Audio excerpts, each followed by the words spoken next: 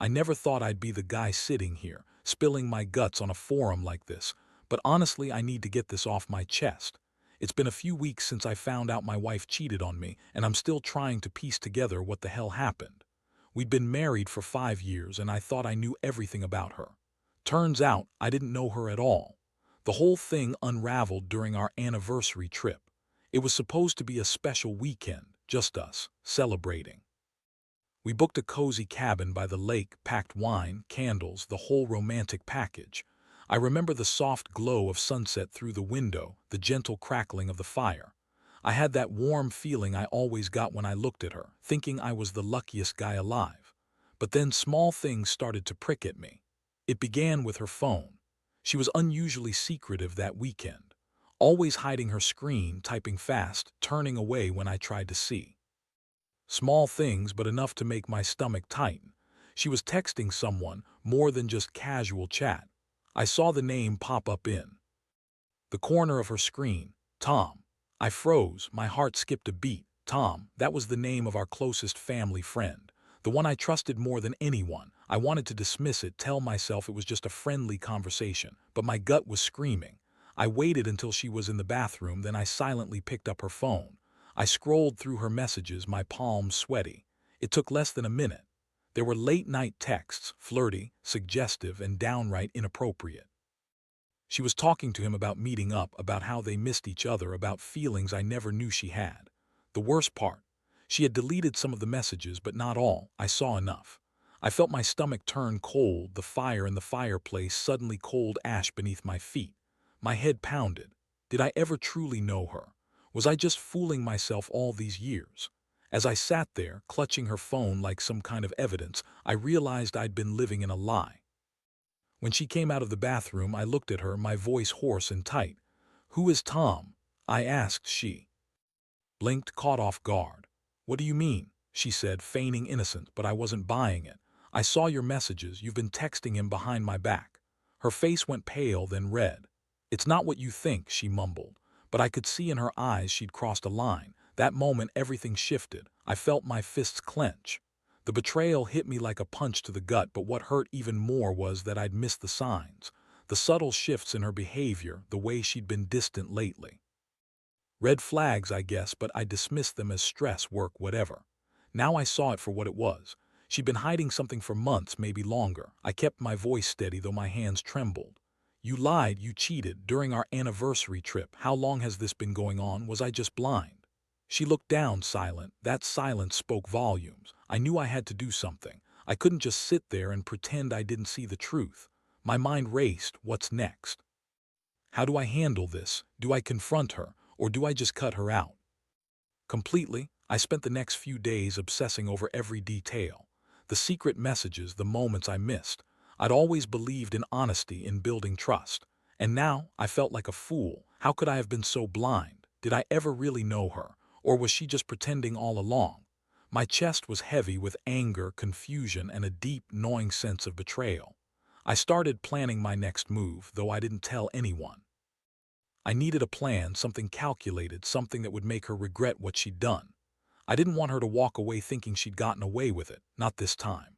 I was done being the naive husband, the one who turns a blind eye. If she wanted to cheat on me, she'd better know that I was going to fight back. The question was how. That's what I've been wrestling with since I found out. I know I need to do something. I just don't know what yet, but one thing's clear. I refuse to stay the fool. I deserve better than this, and she's going to regret ever crossing that line. After the initial shock settled, I started paying closer attention. Every little thing she did, every word, every look. I couldn't shake the feeling that I'd missed the signs, but I also knew I didn't want to be blind again. I needed proof, hard evidence, something concrete I could hold over her head, something that would make her realize she'd crossed the line too far. That's when I started digging into her phone, her emails, her social media. I became obsessed. At first, it felt like stalking, but I told myself it was necessary. I needed to know exactly how long she'd been lying to me. I spent nights hiding in the shadows of our house, sneaking around, trying to catch her in the act or get more proof. The thing is, she was careful. She'd learned her lesson from those messages. No direct contact, no obvious signs, but I knew her patterns. One night, about a week after I found out, I caught her slipping her phone into her purse before bed. I knew she was hiding something. I waited until she was asleep, then I snuck into her side of the bedroom. With trembling fingers, I pulled out her purse and untied the zipper. My heart hammered against my ribs when I saw it. The phone was unlocked, sitting face up on top of her wallet. I hesitated, but I couldn't leave it there. I quickly unlocked her phone, scanning her recent messages and call logs. I saw the pattern emerge. Late-night texts, calls that lasted longer than they should, messages deleted but not all gone. There was a string of conversations with Tom, yes, but also more than that. She'd been sneaking around for months. I could feel my stomach turn again, this time from anger.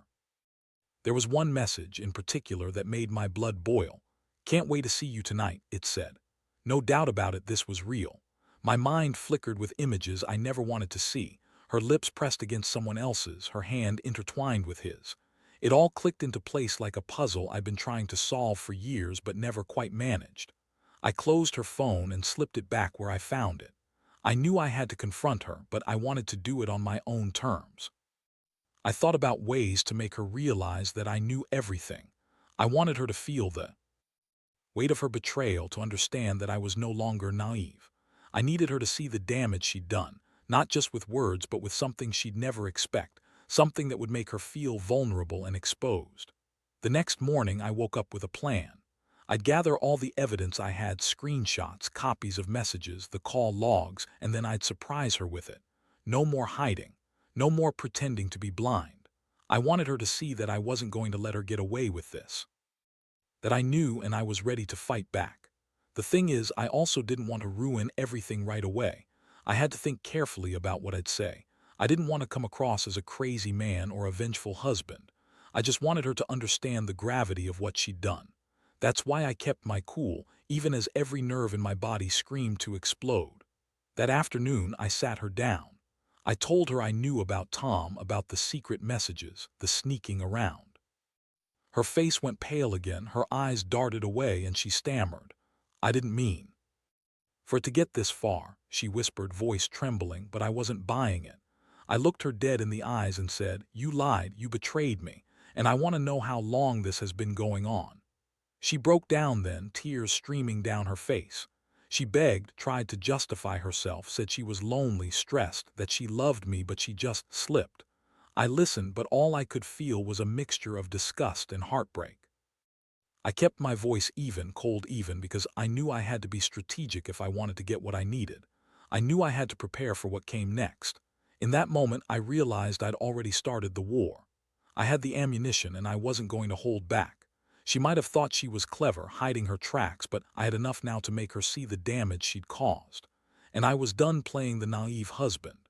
If she thought she could betray me with our close friend, she was dead wrong.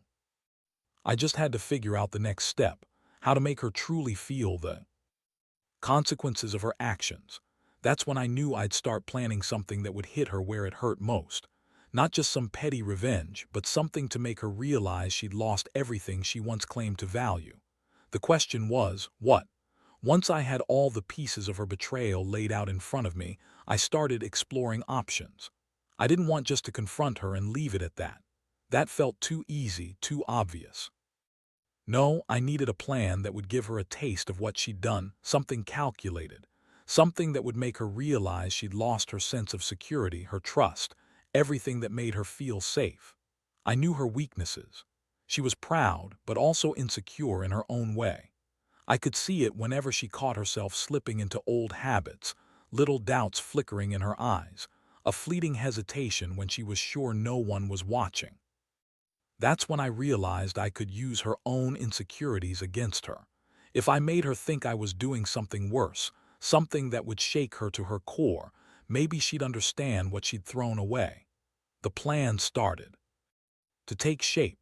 I decided I'd create an anonymous account, an alias that I'd use to send her messages, leave her little clues. Nothing specific enough to tie it directly to me, but enough to make her feel watched, judged. I wanted her to think she was unraveling, that her secrets were leaking out. That way, she'd start doubting herself, her choices. I started by sending her cryptic texts, just enough to unsettle her. "I know what you did," I wrote once. Another time, you're not as clever as you think. She jumped at her phone, panic flickering across her face. I could see her eyes darting around, trying to figure out who was behind it. That was perfect. That was exactly what I wanted. I didn't need to expose everything yet. I just needed her to feel vulnerable, paranoid. Over the next few days, I escalated it. I left little clues, an old lipstick stain I knew she'd recognize, a piece of her jewelry I'd found, even a note left on her pillow. This isn't over. I watched her crack a little each day. She'd ask me if I'd heard anything, if I knew who was doing it. I kept pretending I didn't know, acting even more clueless than her. One night she finally confronted me. "Who's doing this?" she demanded, her voice trembling.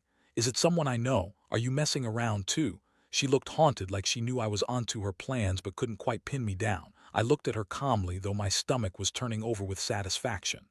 "No idea," I replied, shrugging. "But whoever it is, they're messing with us. Maybe they want to hurt you or me or both." I saw her eyes flicker with panic, then anger. She's always been good at hiding her feelings, but not when she's cornered. That was the moment I realized I had her in a corner, too. She couldn't run from her own guilt, and I had the evidence and the psychological upper hand. I wanted her to feel this fear, this vulnerability. It was her turn to wonder how long I'd known, how much I'd been pretending not to see. I kept on with the mind games, but I also started preparing for what would come next. I wasn't just going to leave her hanging. No, I wanted to make sure she understood that I wasn't going to be some naive victim anymore. I was planning a revenge that would make her regret ever betraying me in the first place. There's a strange calm that comes with knowing you're about to strike back. I can't explain it. It's like that moment when you're standing at the edge of a cliff, feeling the wind whip past your face, knowing that what's about to happen will change everything. I was ready for that change. And I had the perfect plan to make her see what betrayal truly costs. The next step was crucial. I had to act at the right moment. Timing, tone, everything had to be perfect. I wasn't interested in just some petty revenge. I wanted her to understand that the trust we'd built was gone, shattered beyond repair. And it was time she felt the weight of that reality. I just hoped she'd be prepared for what was coming. The tension in the house grew thicker with each passing day. I kept the game going, sending her those anonymous messages, leaving subtle clues, watching her panic increase. Meanwhile, I meticulously collected everything that could serve as undeniable evidence, just in case I needed to show her the full extent of her betrayal. I wasn't rushing, but I was definitely preparing for the moment when I'd unleash everything. One evening, she was visibly shaken. She sat on the edge of our bed, clutching her phone like it was her lifeline. Her face was pale, eyes darting around the room as if expecting someone to jump out from the shadows. When she finally looked at me, her voice was shaky. "Who's doing this? Why are they doing this?" I kept my expression neutral, but inside I was steeling myself. This was the moment to turn the screw. I decided to give her a taste of what was coming, but I wanted to make it clear I wasn't bluffing. "I don't know," I said slowly, voice even but firm. "All I know is someone out there has a vendetta. Maybe they're upset, maybe they're just bored, but whatever it is, it's clear you've got some serious explaining to do." I paused, watching her, "and I think you know exactly who's behind it." Her eyes widened and she swallowed hard. "It's not me," she whispered. "I swear, I didn't do anything. Someone's just messing with us." That was a lie, of course, but I needed her to feel the weight of her own lies. I pulled out my phone and casually I unlocked it, showing her the screenshots I'd taken of her messages. I kept my voice calm but pointed. "Look at this. You've been lying to me for months. How long has this been going on? Were you planning to tell me or just do it behind my back?" Her face crumpled and tears welled up. She looked away, but I could see the shame behind her eyes. I felt a flicker of satisfaction. Not enough, though. Not yet. I needed her to really understand what she'd lost. "I've never felt more betrayed," I continued. "You, Tom, all of it, and you want me to believe it's just a mistake." She shook her head, voice trembling. "I didn't mean for it to go this far. I was stressed, lonely. I didn't want to hurt you. I swear, please believe me." I stood up slowly, my fists clenched but voice controlled. "That's not for you to decide right now. You've hurt me more than I can say, but I've got a plan, And if you want to keep pretending everything's okay, I suggest you listen carefully." She looked up at me, eyes filled with fear. "What plan?" I leaned in a little, lowering my voice. "You're going to tell Tom it's over. You're going to let him see that you're done. And then I want you to think about what losing everything really looks like. Because next time I'll make sure you feel it every single second." Her lips trembled and she nodded, knowing I was serious. But I could tell she didn't fully grasp how far I'd go. That's fine. I was just getting started. I wanted her to understand she'd ripped apart the life she'd built, and now she'd face the consequences. I left the room that night with a strange sense of calm. My mind was sharper than it had been in years. I knew I had her cornered, and I knew exactly what to do next. The plan was simple but brutal. I'd confront Tom myself, make him see what he lost, and then I'd turn everything back on her, exposing her secrets in a way she wouldn't be able to deny. I wanted her to feel the weight of her betrayal, not just through words, but through the certainty that her entire world was about to fall apart. That's how you make someone understand they can't keep hiding behind lies. I'd be the one to deliver the final blow, and I could feel my hands trembling with a mixture of anger and relief. Now, I just had to wait for the perfect moment to execute the next part of my plan. Patience, I told myself. Patience and precision. Because once I made my move, there would be no going back. And honestly, I was ready for that, ready to see her break. The days that followed were a strange mix of anticipation and dread. I played it cool at first, letting her believe she still had some control, but I was meticulously planning the next step. I knew I had her most vulnerable, her secret, her shame, and I was determined to use it. Every time she tried to avoid the topic or act like nothing was wrong, I pushed just enough to keep her on edge. It was a delicate balance, making her feel the pressure without completely breaking her down yet. One evening she finally cracked. She was in the kitchen chopping vegetables, trying to act normal. I was watching her, feeling the adrenaline surge through my veins. I decided it was time to confront her directly, but I wanted to do it with a final, unforgettable move. I'd already told her to end things with Tom, to cut him out entirely, but I needed to do more. I needed to make her see that I knew exactly how deep she'd gone and how much I was willing to do to settle the score. I approached her quietly. "We need to talk," I said softly but firmly. Her hands trembled as she turned to face me. "About what?" she asked, voice small. "I want the truth," I said, voice cold. "When did it start, really? How long have you been sneaking around?" She hesitated, then looked down. "A few months," she finally whispered. "Maybe longer." I didn't mean for it to go this far. I took a deep breath, fighting the surge of anger that threatened to explode out of me. "You lied. You cheated. During our anniversary trip, during the weekend I thought I had with my wife, you were with him." I crossed my arms. "That's pretty damn low, but I already knew all of that." Her eyes welled with tears. "I was stupid. I didn't want to hurt you. I thought I could stop it," she said, voice cracking. I shook my head slowly. "No, you won't stop it, because I have something for you." I reached into my pocket and pulled out a thumb drive, then handed it to her. "All the messages, the calls, everything. I've been saving it. Your secret's out, and I want you to see what you've been hiding." Her eyes widened in shock. "You did all this?" she whispered, trembling. "Yeah," I said. "And I want you to understand, I didn't do this to hurt you. I did it because I was already hurt, and I'm tired of being blind. I want you to see what you've lost, what you threw away with that one moment of weakness." I paused, voice steady. "Now you'll end it. You're going to call Tom, tell him it's over, and then I'm going to do something I should done long ago." She looked at the drive, then back at me, tears streaming down her face.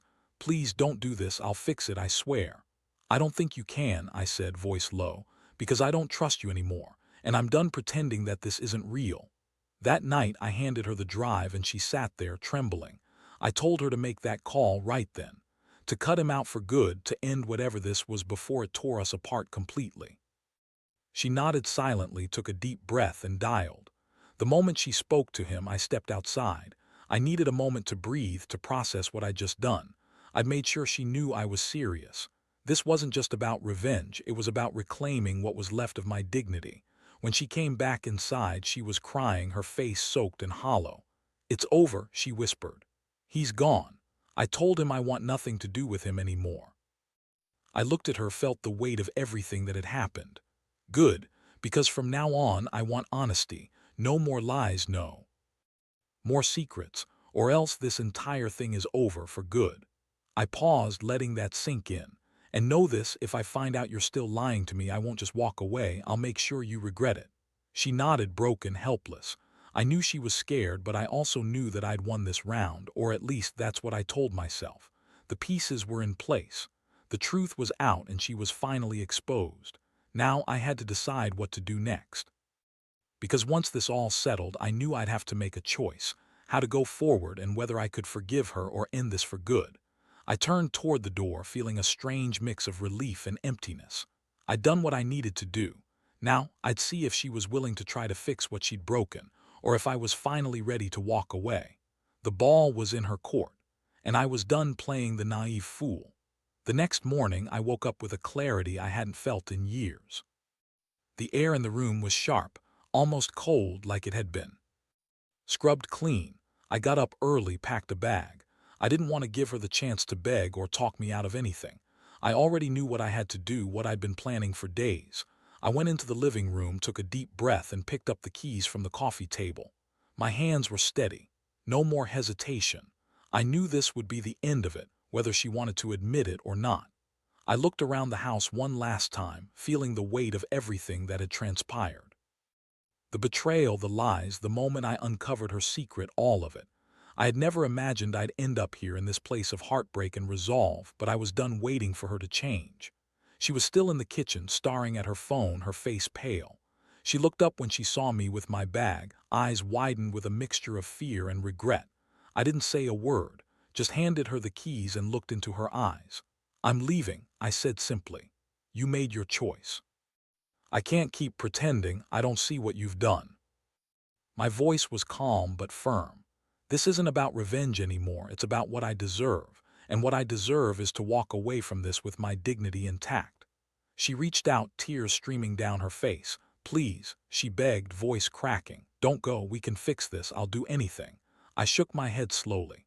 "No, you won't, because if you really wanted to fix it, you wouldn't have lied, you wouldn't have cheated, and you wouldn't have been hiding Tom for months." I paused, feeling the tightness in my chest. "I can't trust you anymore. Maybe I never really did." As I turned to leave, I saw her break completely. She collapsed onto the couch, sobbing uncontrollably. I didn't look back. I knew that with that one act, the leaving, I was finally reclaiming my life. The door closed behind me with a decisive click. I felt the cool morning air hit my face, the weight lifting from my shoulders, even as my stomach still clenched from everything I'd lost. I knew I'd be all right. Slowly, I walked to my car, feeling a strange sense of peace mixed with heartbreak. That day, I took the first real step toward healing.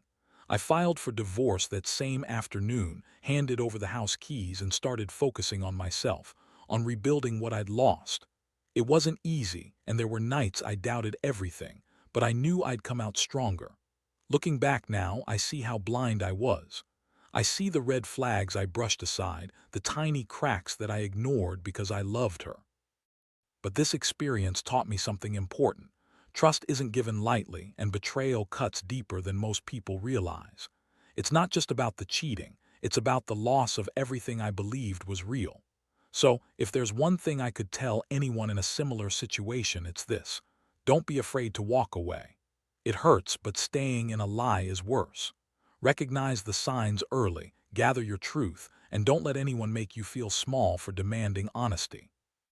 Because in the end, your self-respect is the only thing that truly matters. And sometimes, walking away is the bravest thing you can do.